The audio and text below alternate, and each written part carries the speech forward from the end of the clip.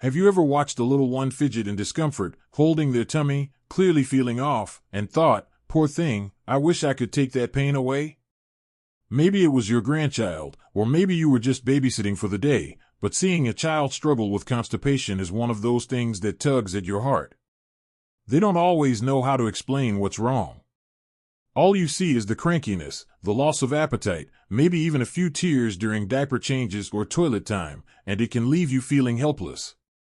Now, if you're like many grandparents or caretakers, you probably grew up in a time when castor oil, prunes, and the dreaded milk of magnesia were the go-to remedies for tummy troubles.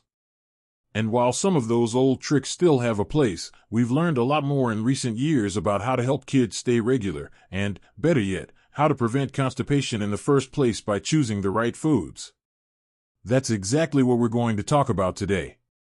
Because constipation in children is more common than many people think, and often, it comes down to what's on their plate. The good news is, once you know which foods to reach for, and which to steer clear of, those tummy troubles often disappear faster than you'd think. And let me tell you, this isn't just about helping kids go to the bathroom more easily. It's about making their days brighter, their moods better, and their bodies stronger. After all, when a child feels good inside, everything else flows more smoothly, from their sleep to their learning, even their behavior.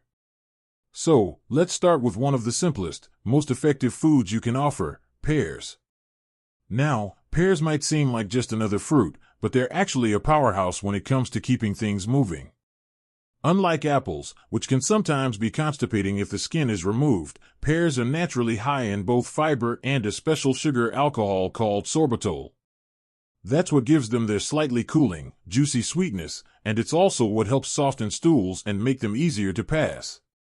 If you've got a picky eater on your hands, try offering pears peeled and sliced thin, or mash them up for younger kids. You can even cook them gently and serve them warm with a pinch of cinnamon, no sugar needed. For toddlers or preschoolers, a half a pear a day can work wonders. It's gentle, natural, and easy to digest, which makes it perfect for delicate little stomachs. Now, another hero in this story is something we often overlook: oats. Not the sugary oatmeal packets that come with artificial flavors, but plain, whole oats. They're full of soluble fiber, which adds bulk to stool and helps it move through the intestines more easily. And the best part?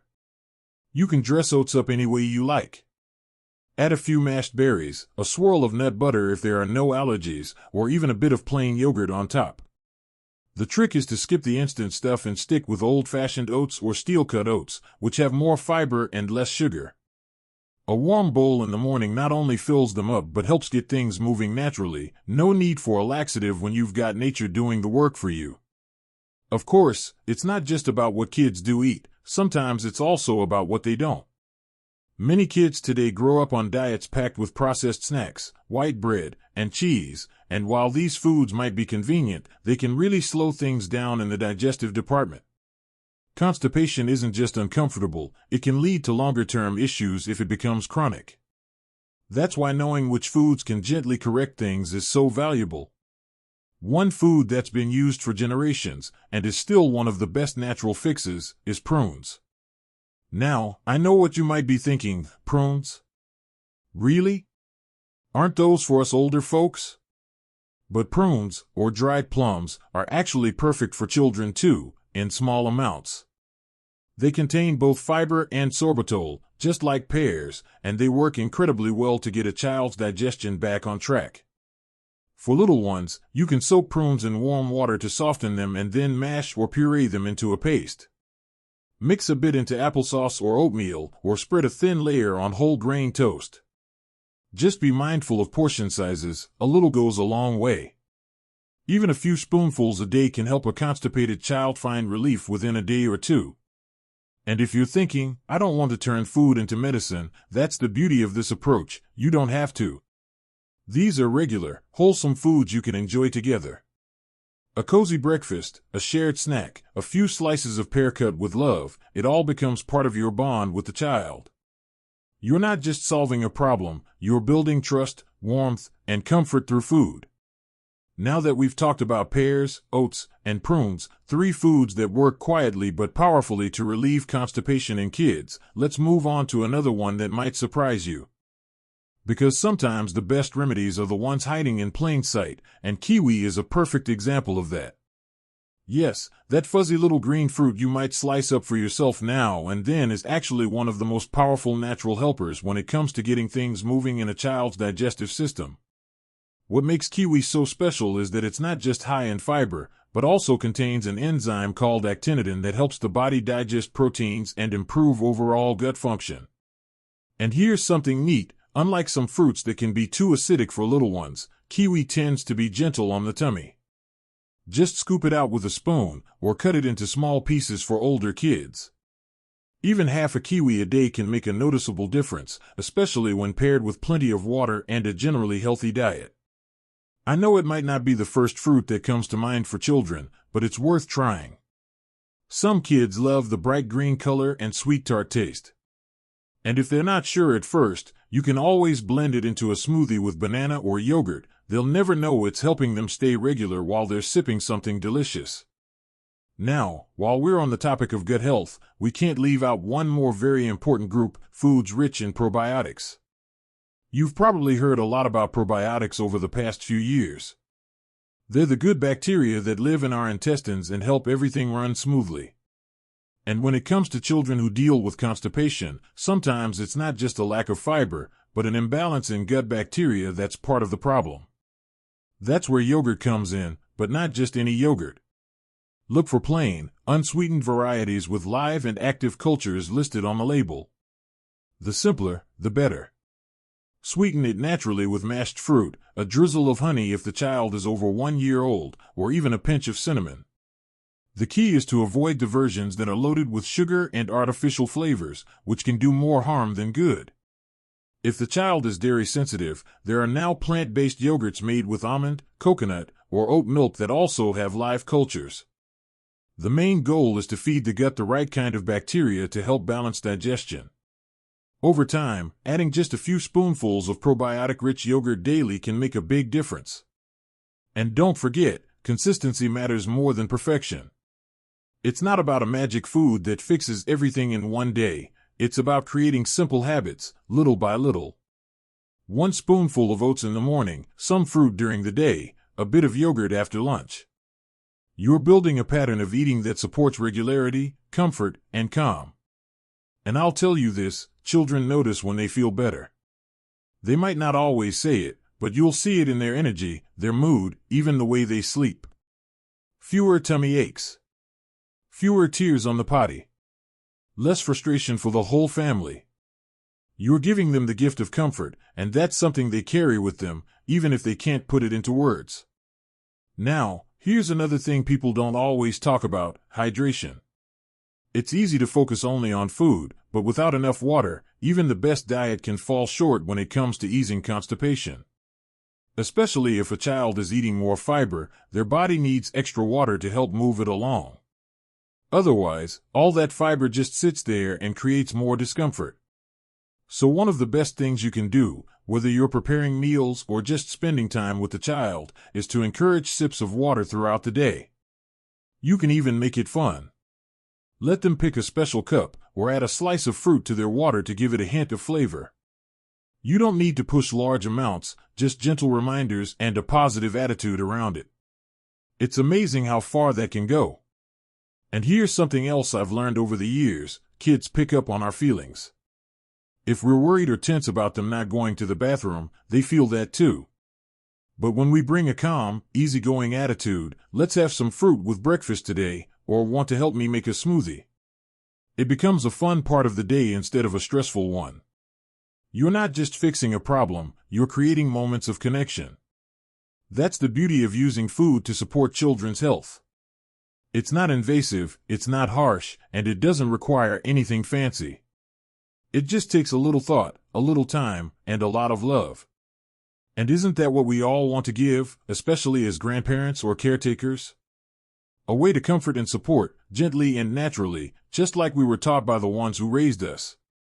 You don't have to be a doctor or a dietitian. You just have to care.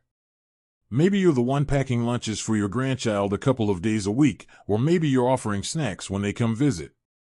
Those little choices, the pear instead of the cookie, the oats instead of sugary cereal, they make a difference.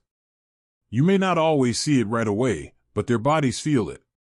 And if there's one thing I've seen over and over again, it's that when a child finally has a day without tummy pain or a struggle at the potty, you can feel the relief ripple through the whole family. Less worry. More smiles. It's like a little cloud lifts. And sometimes, after all the fruits and fiber, the yogurt and water, you find yourself wondering, what else can I do? Is there something I'm missing? And that's where one last, often forgotten food can come in and make a quiet but powerful difference. That food is chia seeds. Now, I know what you might be thinking, aren't those the things we used to grow on clay animal figurines? Yes, the very same. But it turns out chia seeds aren't just for funny little garden pets. When it comes to digestion, they're an absolute gem. These tiny seeds absorb many times their weight in water, forming a gel-like texture when soaked. That gel adds bulk and softness to stool, making it much easier for the body to pass.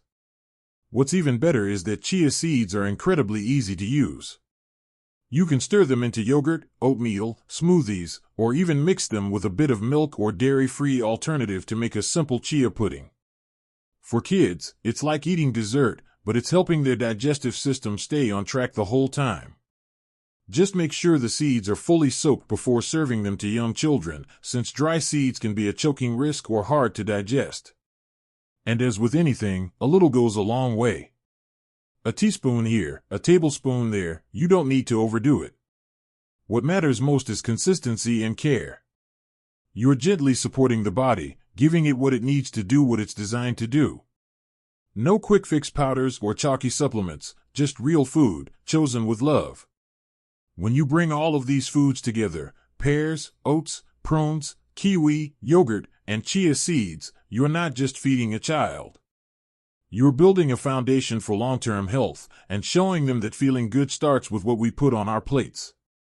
And the beauty is, these aren't just kid foods. They're good for us, too. So many of us in our 60s and beyond are thinking more about digestion, heart health, energy, and aging well. The same foods that help a child avoid constipation are often the same ones that help us stay regular, reduce inflammation, and support a healthy gut.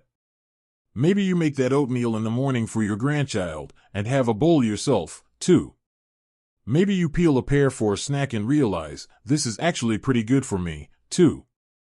That's the kind of quiet magic that happens when we start paying attention to what our bodies are telling us, no matter our age. And if you've ever had a day where everything just feels easier, your mood is better, your stomach is calm, your energy is up, that's not a coincidence. That's your body thanking you. And kids, even if they don't say it out loud, feel the same way. They might not know to say, "Thank you for giving me chia pudding to help with my digestion," but you'll see it in the way they laugh more, play more, rest more peacefully. You're creating space in their life for joy, because when they're not distracted by tummy troubles, they're free to just be kids.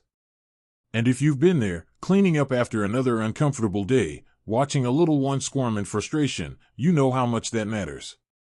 It's not just about avoiding constipation. It's about avoiding worry.